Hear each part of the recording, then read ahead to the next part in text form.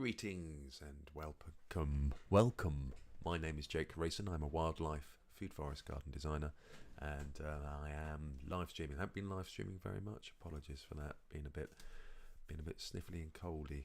And yes, I am talking about the walled garden today. This is a tour. Really, it's for Lucy, who's a forest gardener, permaculture practitioner up in Scotland, and very excited to have her doing a site visit for the design. So just to give you a quick bit of background, it's a 2-acre walled garden up in Dumfries and Galloway, up in Scotland, and I have been working on the design, which is what you can see here. I'm doing this remotely, and I've done this from where the clients provided some videos and some photographs, and I've been gathering information, and yeah, so I've done a fair old bit of work on it. So what I want to do now then is just going to dive in, and I'll just go through the various parts of the design. First off, really, any kind of design, you've got to think about who is looking after the garden, who will be in charge of it, and the client is kind of taking, well, I say kind of taking early retirement would be my guess. And he'll be there in about 6 years' time, but he's keen to get it established now. So really, at this stage, it's about getting in the canopy layer, the trees, and getting the windbreaks established. Setting up a maintenance regime, so that he can, when he comes over to the wall garden, he can do the maintenance very kind of easily. So there's a limited minimal amount of work that needs to be done. And then the kind of other features and the other areas, the kind of shrub layer and the herbaceous perennials and the vegetable garden, all that will have to be done later on. So this really is kind of focusing on the kind of canopy layer, the tree layer, and the windbreaks. So and I think it's maintenance comes up time and time again. It really is important to have your kind of maintenance figured out. And an awful lot of the time, it's actually your best to focus on a small part of the garden and actually think how much of a forest garden do you want, how much you can leave for rewilding. Quite literally, let it do its thing and let it flourish in its own way. So don't feel you have to cultivate the entire everything. We will be in this case for various reasons, but yeah, for your own projects, don't feel you have to do everything all at the same time, and don't feel like you have to cultivate the entire amount of land. You can leave wildness as well. Okay, so, and it's a long-term project. As I said, there's 6 years. So this winter, 2022-23, this is when I want to be planting the canopy and the windbreaks. First thing as well, so that's the kind of setup. He's got older parents too. Well, they would be older than him, wouldn't they? And they're on site. They live down in the house down here, and he's considering building a new build, well insulated, cheap to run house here to the east, on the east entrance, and there's a hill going up to some woodland, which would be fantastic. So the main entrance is going to be from the east, from this house. That's the main entrance. He's going to be the one who's going to be looking after it and cultivating the land himself. So that is the main entrance, and then there's the kind of the secondary entrance. Really, is this one? I would imagine it's this one down here on the south wall, possibly the one up here on the west wall. So yeah, so that's the position for the houses and the kind of key entrances. The other side as well is outbuildings, the kind of structural stuff. In terms of productivity, he wants to have the veg garden, he wants a kind of traditional annual vegetables and perennial vegetables as well. And this is all very blank at the moment, just kind of sketched out in an area. But it's just on the north east side of the garden, the quadrant. This is the vegetable patch. So this is kind of full sun, and it's kind of close, relatively close to the house as well.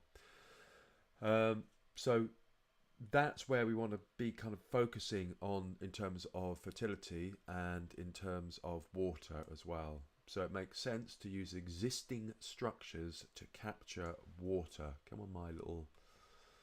So the existing structure, there's a shed at the back in the frame yard. This is the kind of shady yard to the north of a walled garden is called a frame yard, and that is the shed there that will be capturing the water. So I've put down IBCs, like the big plastic tanks, to harvest the water, and then that water can be fed. There's a slight slope here, and that water can be used to water the annual vegetables.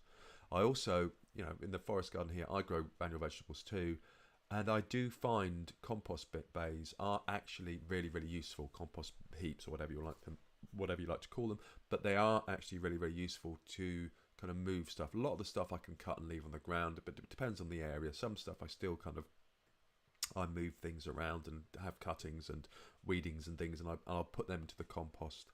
So it is good to have a compost bay. And also, because the client wants to have annual vegetables, I really would recommend going along with Stephanie Hafferty's no dig approach. And so you need a lot of compost for it as well. So because of the slugs in our climate, you can't really use kind of hay or things like that. So I would say, yes, go have a compost bay. Now that's up here. And again, in terms of access, really thinking about when you come in, you want to make the access from the east entrance here up to the outbuildings, where there'd be like a tool shed, there'd be places to store produce.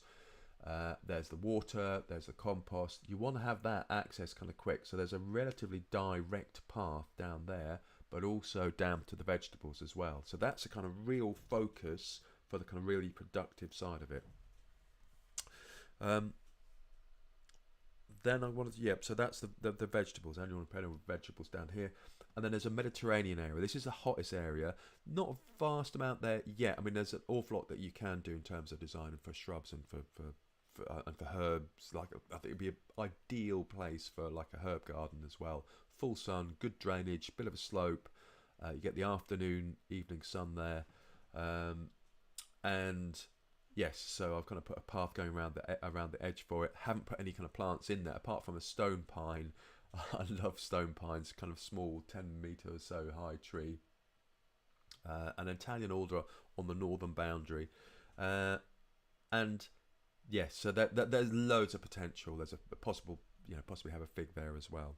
What I do want to mention now as well is the fruit trees. I spoke to Martin Hayes, who's a friend of mine who's an orchardist, at great length about where to put the fruit trees and whether to have them in the garden itself or to utilise the walls. And he's saying if you've got walls, use them. Have wall trained fruit. So basically cherries at the top, because the cherries blossom first and you want them kind of the hottest, most protected place. And then you have plums, and then pears, and then apples. Plums on the east and the west. Pears down here. Oops, sorry, it's a bit slow on the old. I have got a bit of a cold as well, so I'm not another cold, so I'm not feeling brilliant. So pears and apples, pears down here, and then apples along the bottom. And that reason for this is because that's the order in which these fruit trees will blossom, so that they take advantage of the sun. When there is sun, that's when they can take advantage of it. For a fruit tree, really, you need a minimum of 6 hours sunlight from the blossom to the fruit for you to get a decent harvest. And that's kind of a good rule of thumb. So by the time you get the late blossoming apples down here, the sun will have risen higher in the sky and will have come back as well. So yeah, you're actually going to get some sunlight down there. And these are kind of approximate positions. They're not, and I haven't gone through different varieties, but the idea is that you have a range of different varieties, so that you're constantly harvesting right across the season, earlies all the way through to lates, and you should be able to, if you're storing the apples properly, which is why it's important to use the outbuildings, you should have fruit for a good 10 months of the year, which is amazing. And then on to the other areas. So the orchard. Now this is where this is quite interesting. There are various features around. I'll talk about the features first. So there's a pond opposite the. Let's start at the top. There's a pond opposite the glasshouse here. This is an old glass house. It needs a vast amount of work doing on it. So hopefully there'll be some access to some grant to be able to do that. And right outside, a really quite rectilinear, formal water feature, like a pond, right outside the front, and seating around it as well. And then the pond, possibly not that big, going over to the Japanese garden on the west side. There's also in the centre a pond in the centre, surrounded by a bed, and a gabion stone wall. So again, quite a formal shape with beds around it, but so kind of high traffic area, but a place where people can sit. So seats built into the gabion stone wall. Gabion stone wall because they're relatively cheap structure to use, fantastic for wildlife, and then you're filling it with local materials. Either that's waste materials or that's like local stone. So I think there's quite a bit of local stone kicking around the place. And then down here there is a horseshoe shaped fire pit, and the horseshoe shape is built up. It's a bank which has been built up. So what you're doing is to use the soil from the ponds to build a little raised mound for the hut in the Japanese garden, for the tea house, and then using the spoil from the pond in the centre for the fire pit, for the horseshoe shaped bank surrounding the fire pit. So it kind of gives it a bit of shelter. So you're kind of shaping the land a bit as well. So those are the key features. Oh, and there's an arbour on the east side, crabapple arbour, fantastic for wildlife, and also really, really good for pollinating apples as well, because crab apples will give good pollination for apples across the whole season. So you don't have to worry so much about pollinating partners if you've got a whole load of crab apples. That they'll provide that service. So a bit of and a bit of different habitat. So grass meadow around here and here, and then the orchard this is where I was going to be putting the more kind of traditional fruit trees, but because of having the more traditional fruit trees on the wall, the idea is to have less traditional fruit trees but relatively formal. So it's kind of more the lines are more kind of formal than on the foresty side over here. So this is slightly more kind of more formal side. And I have really been kind of thinking a lot about the shapes on the garden as well, and the maintenance for it. So the maintenance in the first, as I was saying before, you plant the canopy, you're planting the windbreaks, and then it's going to be mowing. So you're mowing the shapes before any of the other structures get in. You're mowing the paths. So everything will be grass, and there'll be grass paths.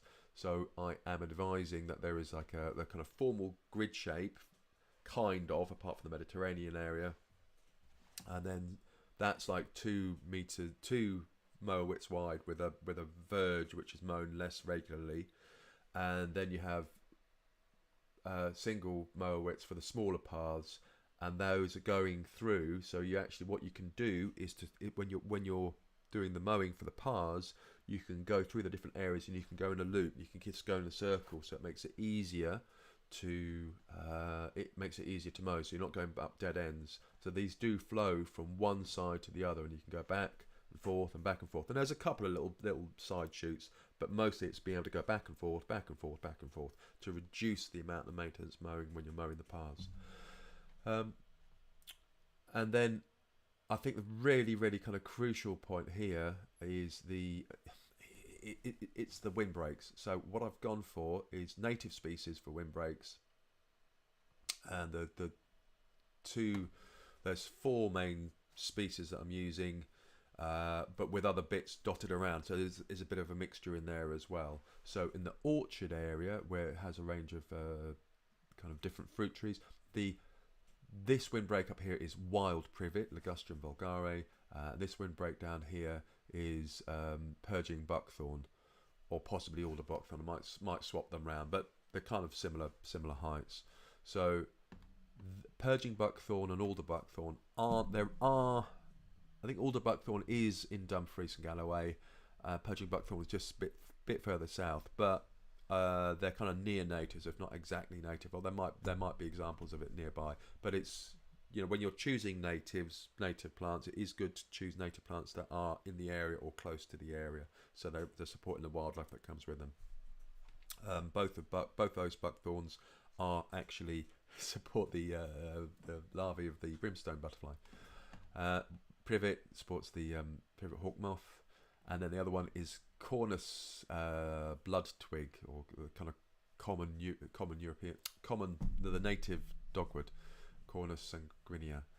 And yes, so privet hedge there, buckthorn hedge here, buckthorn hedge on this side, and a dogwood hedge on that side, and then interspersing them. And I think this is kind of really important, just to add a bit of variety to the hedge, and also a bit of diversity to the hedge as well.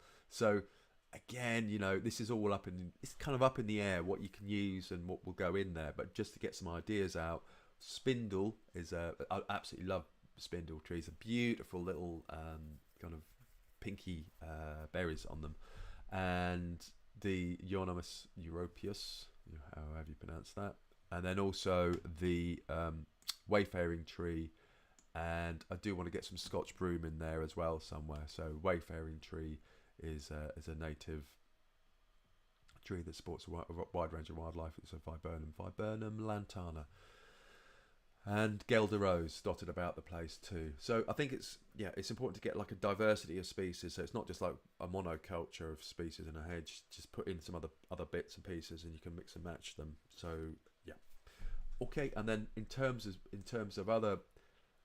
the fruit and the actual the canopy layer going in here, I have chosen kind of like Cornus and Amelanchias, and there's a couple of sorbus in there as well, and things which aren't particularly common. So I'll just go through them. Mirabelle plum, which is small yellow plums. Cherry plum, which is tiny little plums. Oh, I think they're native actually. Prunus caracifera. Amelanchias, there's an apple serviceberry, and where's the other one gone? Oh, and there's another serviceberry. Oh, shabberry, Amelanchia laevis. There's a shabberry down here. Bentham's cornel, Cornus capitata, evergreen. Quite big trees, so we've got to be careful about them casting too much shadow, but they might be okay up there. This is trying to figure out if they're the right trees for the right place. And a white beam. Now what will happen is, I do check if the trees that you've got are self-fertile or not. So I know, for example, that bladdernut is self-fertile, so I've only got one of those, whereas Bentham's cornel and the shabberry, the Amelanchias, are self-fertile, so you only need one, whereas the sorbus, the white beam, Sorbus thebatica, isn't self-fertile, so you need two of them, and the same for Bentham's cornel, otherwise you won't get fruit. And ditto for the autumn olive. And then there's purple chokeberry, Gelder rose thrown in, buffalo currant, Asian pear as well, Saskatoon. So there's kind of real mix. Devon sorbapple, which is actually one of a few native down at Devon. And Cornelian cherry, which is a neophyte, which has only been around for a few hundred years, something like 1597 or something. Cornus mass, which is actually sold as a hedging plant as well, so it's a kind of interesting plant, but grown it here as a specimen. So get a named, if you're growing something as a specimen, get a named cultivar for the fruit, because then you'll get a decent crop. So that's the orchard, kind of more formal, kind of lines of trees, more formal. And then moving on over onto the onto the glade. I just realised I've been talking for 20 minutes. Sorry, Lucy. And the idea for this is it's kind of wilder, and there's hawthorn. So there's a variety. These are non-native hawthorns, but still, I think it's really interesting. I like hawthorns, but to get like as a showcase garden, because the client's idea is that it's not just going to be a garden for him. He wants to open up for the community and maybe have it as a showcase garden, get a diversity of different species in there. So there's like a range of different hawthorns in here, and it kind of forms a glade, and the windbreaks are more kind of natural shape, not so formal. And there's a glade that you come into, and the glade is surrounded by hazels. There's sea buckthorn in there, which is a native, and Guelder rose, and European barberry as well. And yes, bits and pieces, but this is kind of a wild area, and the idea is that you can come through to the glade, and then the hazels are actually kind of productive too, so that you're producing that you have a decent nut harvest. So there we go. That's that bit, and then finally we come up to the Japanese garden, and I kind of love the idea of a Japanese garden anyway. That it's a kind of it's a contemplative area that you're coming into, and you got to you have to slow down when you're going into that space. You can make it productive as well, but it's not about open. It's accessible, but it's not immediately accessible. And I've put in a row of cherry trees, and there's Japanese pepper, Szechuan pepper, and some Cornus Kusara up there as well. Not really thinking too hard about exact placements, but there's a kind of general idea. And the thing is, you come into the path to the tea house, where you can sit and contemplate the world, and it's surrounded on three sides by a small pond, and you go around on the path and you come back into it. So you have to go all the way around and all the way around to get into the tea house, and it's raised up as well, and then it will be kind of shielded by various relatively low growing shrubs, 1.5 meter or 2 meter high shrubs, so you can see it but you can't. It's sheltered. So there we go. And then finally access to outbuildings. So on the last bit is the frame yard at the back. Well, speaking to Lucy and also to the client as well, and he's saying that sweet chestnuts don't do well in the area. That may be to use butternut, which is a cross between butternut and walnut, I think. Oh, my head's gone fuzzy. And butternut as well. These apparently do much better up in Scotland. There's a chap over in Aberdeen, Alan Carter. It's written a great book, which I still haven't read, about different forest garden crops, and he kind of recommends growing those. And then there's Italian alder and elder. Italian alder, nitrogen fixing. Holly is great, windbreak hedge on the northern boundary, grows pretty high, 12 metres. And then I've got Bowles willow growing there, which is fast growing as well, so that will fast growing upright, and Italian alder very fast growing, nitrogen fixing for the nut trees, and elder in between. So yeah, that's a kind of the nut yard. And then also you're using the space down here for the back sheds in the frame yard. Okay, there we go. Hope that was not too long and kind of interesting, and there we have it. Thank you very much for watching. Do subscribe if you like rambling, long-winded talks about forest gardening. And I'm going to call that a day. Thank you very much for watching. See you soon. Cheers. Bye.